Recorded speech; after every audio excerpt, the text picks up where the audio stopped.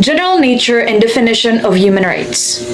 Human rights are fundamental rights inherent to all human beings, regardless of race, sex, nationality, ethnicity, language, religion, or any other status. They are universal, inalienable, and indivisible, meaning they apply to everyone equally, cannot be taken away, and are interconnected. These rights are based on the belief that every person has inherent dignity and worth. Human rights are universal. Like the air we breathe, human rights are for everyone and everywhere. Inalienable. You can't lose your human rights no matter what you do. Indivisible. Human rights are important and connected. You can't have some without others. Human rights are about equality and non-discrimination. Everyone should be treated equally and with respect regardless of their differences. Freedom. Protecting basic freedoms like speech, assembly, and religion. Protection.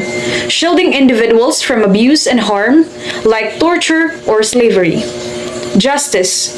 Ensuring everyone has access to fair treatment and the law.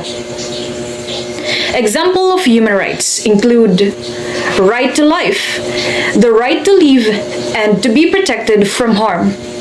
Freedom from torture, the right not to be subjected to cruel or inhumane treatment. Freedom of expression, the right to speak your mind freely and share your ideas. Right to education, the right to access quality education. Right to work, the right to have a job and earn a living.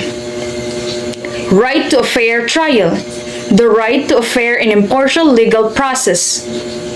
Human rights are important because they promote peace and stability. When everyone is treated fairly and has their rights protected, it leads to a more peaceful and stable world. Empower individuals. Human rights recognize your value and give you the power to participate in society. The fight for human rights is ongoing. It's important to continue to speak up for those whose rights are being violated and work towards a world where everyone's rights are respected and protected. Second topic. What are human rights violations? Human rights violations occur when someone's fundamental rights like the right to life, freedom of speech, or protection from torture are ignored or broken. These violations can happen in many ways and often target vulnerable groups. Here are some examples. Violence. These include physical abuse, torture, and even murder. Discrimination. Treating people unfairly based on their race, gender, religion, or other factors. Imprisonment without trial. Holding someone in jail without giving them a fair chance to defend themselves. Suppression of speech. Preventing people from expressing their opinions or criticizing the government. Denial of education or healthcare.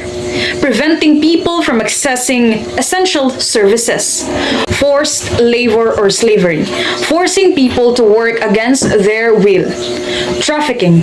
Exploiting people for profit, often through forced labor or sex work. Human rights violation can happen everywhere, even in countries that claim to respect human rights. It's important to be aware of these violations and speak out against them. Third topic. How was restorative justice adopted in the Philippines?